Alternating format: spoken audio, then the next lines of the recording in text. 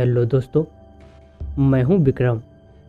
और अगर आपने मेरी पहली कहानी सुनी है तो आपको याद होगा, मैं उस अजीब दुनिया में गया था जहां आसमान लाल था और ज़मीन काली राख से ढकी हुई।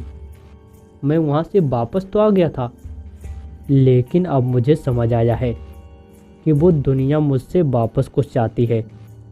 उस रात के बाद मैं बीमार पड़ गया। 3 दिन तक बुखार, बदन दर्द और हर रात एक ही सपना। वो दरवाज़ा जो हवा में लटका था। हर सपने में कोई आवाज़ आती है, अभी सब खत्म नहीं हुआ।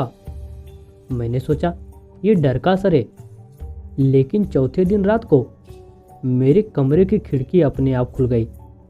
ठंडी हवा के साथ कमरे में वही सड़ी गंध फैल गई जो उस दुनिया में थी। और शीशे पर किसी ने उंगली से लिखा था, हम अब भी तुम्हारा इंतज़ार कर रहे हैं।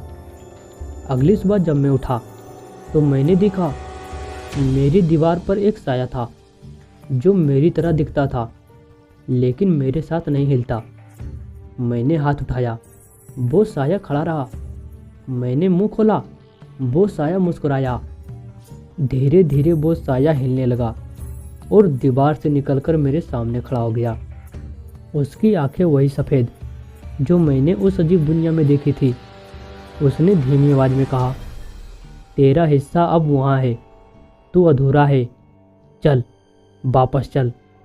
रात के ठीक 3 बजे मेरे कमरे में वो दरवाज़ा दिखाई दिया, हवा में उसी तरह लटका हुआ जैसे उस दूसरी दुनिया में था। उस पर फिर से वही शब्द चमक रहे थे, जो लौटेगा वो अधूरा रहेगा। मैं डर के मारे पीछे हट गया, लेकिन मेरे पैरों के नीचे फर्श कांपने लगी। फिर से वही काले हाथ जमीन से निकले, कमरे की दीवारें पिघलने लगी और मैं चीखता हुआ फिर अंधेरे में गिर गया। जब आंखें खुली तो मैं फिर वहीं था। वो लाल आसमान, राख से भरी जमीन और हवा में फुसफुसाहटें। लेकिन इस बार कुछ नया था। हर तरफ मेरे जैसे और लोग, उनके चेहरे मेरे जैसे थे, लेकिन आंखें खाली। उसमें से एक मेरे पास आया और बोला, हम वो हैं जो अधूरे लौटे थे। उन्होंने मुझे बताया कि वो सब लोग वो हैं जिन्होंने उस दरवाजे से वापस आने की कोशिश की थी। अब उनकी आत्माएं बीच में फंसी है, ना पूरी जिंदा और ना ही पूरी मरी हुई। मुझे याद आया, वो सफ़ेद आँखों वाला आदमी, शायद वो भी कभी इंसान था। वो दुनिया दरअसल मृत आत्माओं का दर्पण थी, जहाँ हर इंसान का डर उसकी छाया बनकर जिंदा रहता है। जो भी अपने डर से भागता है वो वहाँ खिंच जाता है।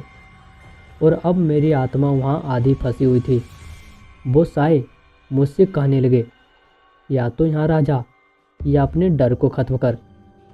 मैंने वही दरवाज़ा देखा जो फिर से खुला हुआ था, अंदर से वही लाल रोशनी और मेरे अपने चीखते हुए चेहरे। मैंने आंखें बंद की और सीधा उसमें कूद गया।